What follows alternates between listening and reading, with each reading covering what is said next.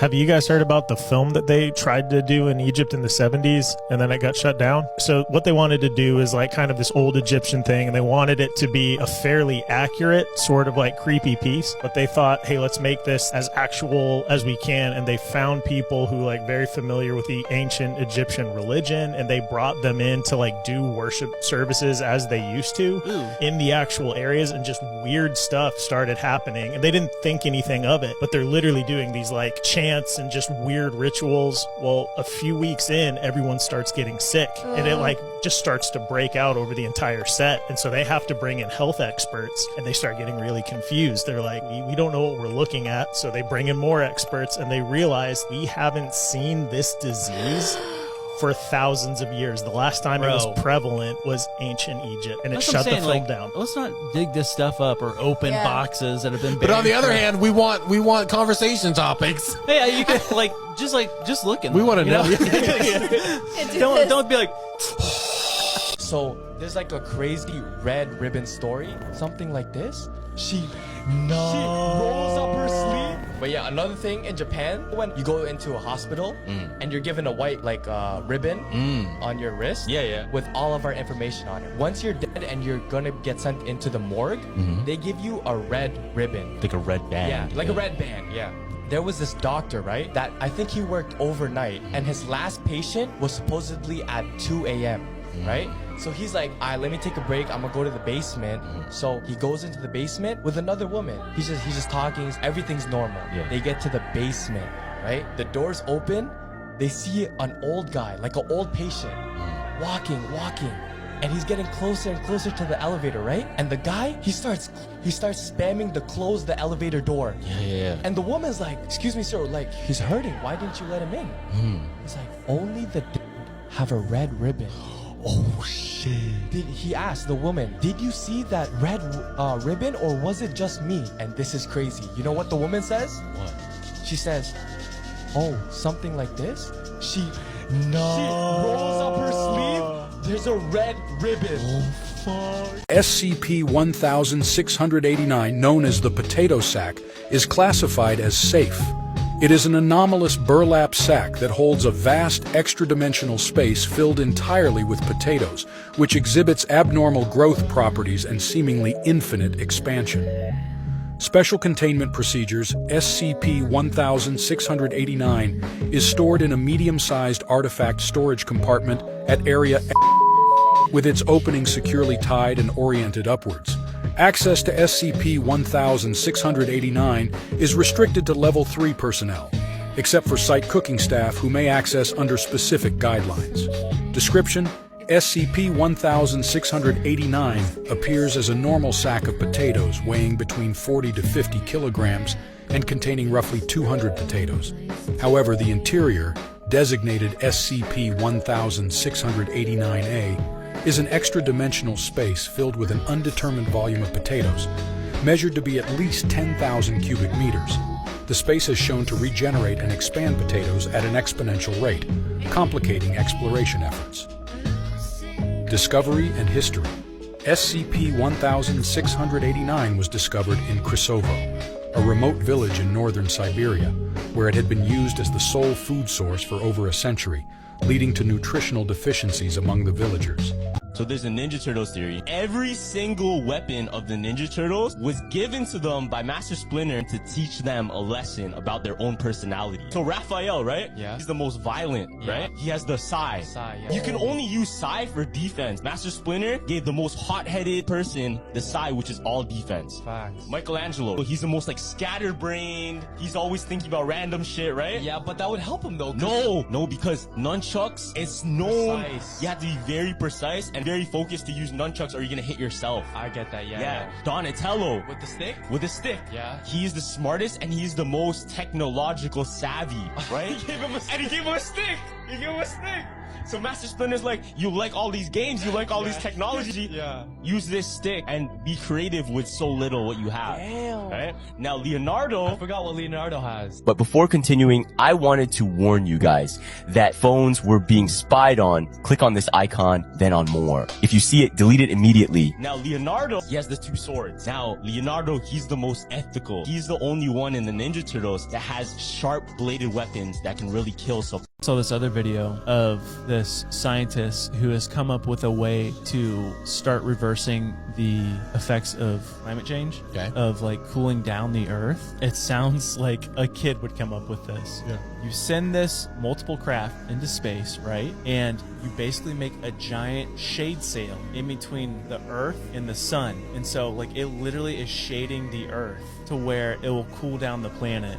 But this thing, it has to be like something 100 million miles wide or something. Yeah. Hey, maybe we shouldn't do that. Yeah. Because like, I don't know, you don't want to shade the entire earth for, Yeah. like, it just seems like it's gonna. It's not even the sunlight. It's like the UV rays or something. It's like the atmosphere, like the invisible layers just not there. I don't know. Like, I That- don't want sunglasses on all the time. I can promise. Imagine that just like in the morning you just see like these shades like slowly turning like somebody like but just they're in space and just like the lights peeking through. Like can you turn off the blinds and just like you can crank it down? We live in Florida. It's going to be negative 37 degrees.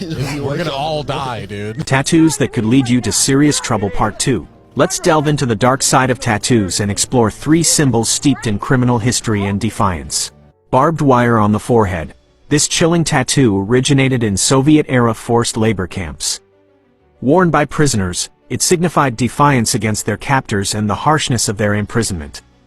The number of knots on the wire could even represent years spent behind bars, serving as a chilling reminder of their past. The clown you don't want to meet. In certain Brazilian gangs, a seemingly playful clown tattoo transforms into a sinister badge of honor. It signifies having taken the life of a law enforcement officer, a stark contrast to the whimsical image of a clown we usually associate with childhood fun. 5 dots with a dark meaning. The seemingly innocuous 5-dot tattoo hides a dark secret. Known as the Queen Cunt, it symbolizes a lengthy prison sentence. The 5 dots represent the prison walls closing in on the inmate, a constant reminder of their confinement. These symbols highlight how tattoos can transcend mere decoration, transforming into a coded language within criminal circles. Like, share and follow my TikTok channel for more. Thanks. Here are some scary space facts. A giant rogue black hole exists called Phoenix A. It's estimated to be 100 billion times the mass of our sun. Comparable to the mass of an entire galaxy, it has the capability to swallow almost anything. Earth wouldn't even register as a snack to this thing. The crew aboard the Space Shuttle Columbia was still alive for several minutes during the fatal and futile re-entry attempt in 2003. The crew was fighting to maintain and regain control for more than 7 minutes, despite knowing that realistically their chances of success were pretty much zero. There's an asteroid called 2007 FT3 headed for Earth right now that if it were to hit, would do so with the equivalent energy of 2.6 billion tons of TNT. But what's more alarming is that this asteroid, although NASA has been tracking it since 2007, recently lost track of it, and it has a chance of hitting Earth this year on October 5th, 2024. Most people won't be able to see it. Most people are just gonna see a busy, crowded area with a ton of people. But if you squint your eyes and really, really look, you might be able to see it. Look, if you see it, then subscribe right now and comment down below. Mr. Bean! Mr. Bean. Who is I Mr. love Bean? Mr. Bean. Rowan Atkinson. Mr. Bean is an alien. What? Mr. Bean is an alien? No, he's not. Yep. What are you talking I about? saw his TikTok. You know, like how he like never knows how to interact with people.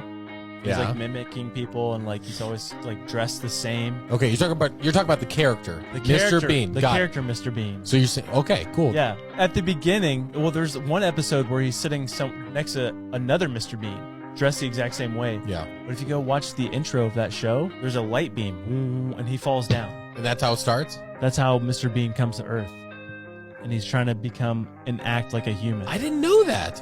So it's obvious from the very get-go? I apparently, Golly. Yeah. I've never heard that. My kids love Mr. Bean. yeah, he's very funny. He's the best. Do you remember watching his thing at the Olympics? Did you ever see his when they did it in London? He did the opening song. He was there. Oh, yeah, yeah, The yeah, Chariots yeah. of Fire one. It Yeah. was so funny. Rico was getting home from work when he saw this through his window.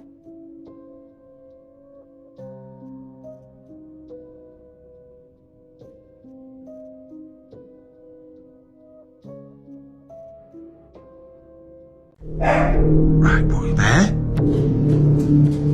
What's wrong with you? Just started barking randomly. What is it? What you found?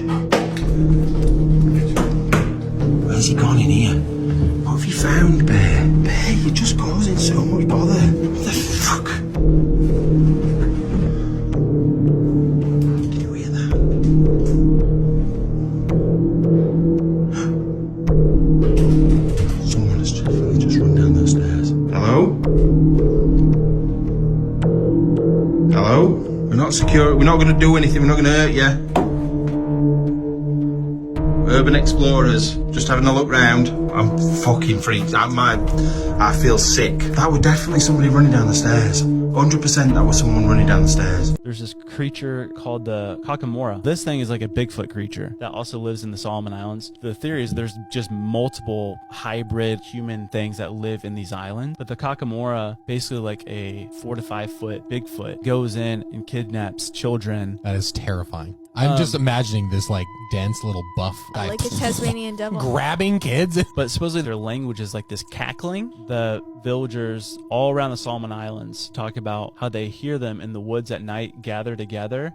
Oh. And they cackle talk and even sing songs in their cackling. Give me your They best said- cackle. It would be scary. That would be. Dude, that's Stop! just in the middle of the night. Just Oh my gosh, you guys. But they're pretty unintelligent of what the locals say. That's why they come in and steal. They steal food as well, like from their fruit trees. yeah. But they don't even know how to make fire. But they're intelligent enough to come in and steal fire from villages and bring it back to where they They're are. like, ow, ow, ow, ow, ow, ow. The whole stream didn't know that while the stream was going on, he was actually murdering his girlfriend. So on, I think it was December 18th, near Christmas, he named it the Night of Christmas Violence. Right? And already that title is mad sus, right? And he said at the beginning of the stream, he was like talking to his camera, yo guys, chat, due to technical difficulties, I might not be able to chat with you guys. Okay? That's another very strange thing.